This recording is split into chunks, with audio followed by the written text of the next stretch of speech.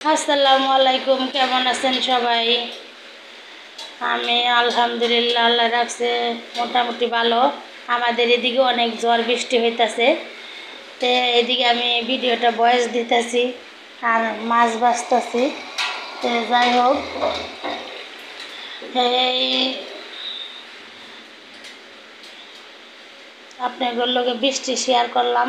আলু কাটতেছি, আলু করতে 5-6টা পেঁয়াজ নিছি, আলু নিছি 4টা আলু নিছি, এগুলো কাইটে তারপরে আমি তেলাপিয়া মাছ দিয়ে রান্না করব। তেলাপিয়া মাছ দিয়ে রান্না করব, আলুগুলো কাইটে কাইটে তারপরে পানি দিয়ে ধুয়ে এগুলোরে একটা আলু 4 খণ্ড করে তারপরে নিতে।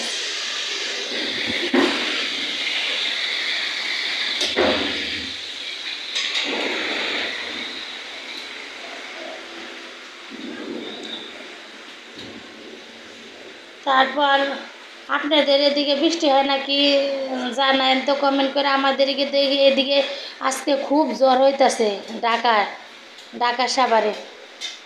তারপর হলো কাইটে কুইটে, তারপরে হলো আলু পেঁয়াজ কাইটে, এই যে দেন কাইটে এগুলো পানি দিয়ে ভালো করে ধুয়ে তারপর কুচি কুচি করে কাটবো।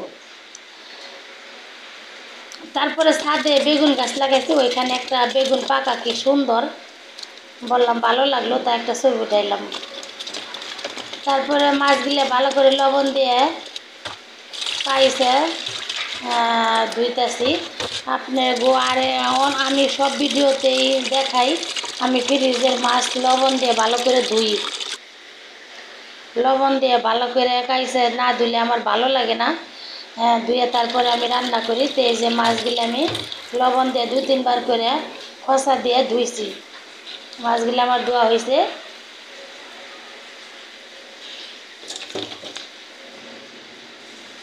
এখানে আমি 4টা আলুর এইভাবে একটু মোটা মোটা সাইজ করে কাটে নিছি, আর 5-6টা পেঁয়াজ এগুলো হলো, আর 4টে টমেটো, ওগুলা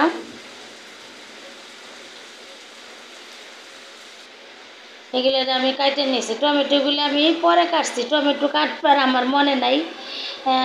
তাই আমি মনে করছি টমেটো নাই, ফ্রিজ খুলে দেখি টমেটো আছে। তারপরে আবার চিন্তা করলাম যে অল্প একটু হয়ে যাব, তাহলে 2-3টে টমেটো দিয়ে তরকারিটা রান্না করি, একটু মজাও হবে। তারপর আমি 4টে টমেটো নিয়ে ধুয়ে তারপরে হলো কাইটে, এই যে কাইটে আনলাম। এখন আমি কড়াইতে তেল দিয়ে দিলাম তরকারিটা রান্না করার জন্য। সব কিছু রেডি হয়ে গেছে।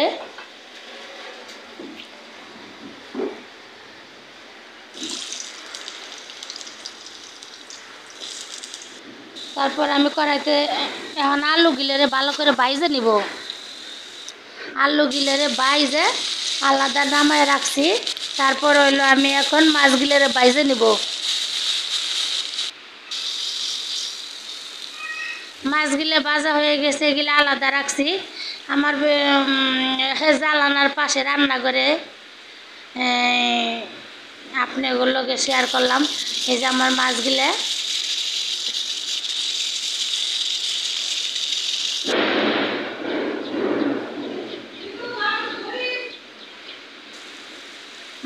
ভাজা হয়ে গেছে। এখন আমি কড়াইতে পেঁয়াজগুলা দিয়ে দিলাম, দিয়ে তেল দিয়ে মশলাগুলো আমি সব ভিডিওতে আপনাকেও দেখাই যে আমি সব ধরনের মশলা একসাথে করে তারপর আমি হইলো পানি দিয়ে হালকা একটু করে নেই, না হলে মশলাগুলো পুড়ে জায়গা আমার ভালো লাগে না। এইভাবে রান্না করলে মশলাগুলো তাজা তাজা একটা ভাব দেখা যায়, খুব ভালো লাগে। তারপর আমি মশলাগুলো কষায়া সবজিগুলো দিয়ে দিছি। এই সবজিগুলো আমি বেশি কষাবো না, কারণ হলো আলু ভাজতে রাখছিলাম আগে, আলু ভাজাতেই সিদ্ধ হয়ে গেছে। এখন আমার সবজিগুলো কষানো হয়ে গেছে।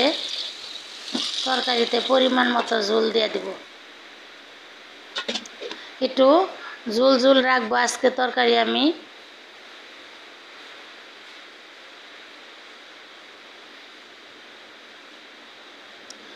তো আমি ঢাকনা দিয়ে ডাইকে 5 মিনিট হাই হিটে জাল দিছি।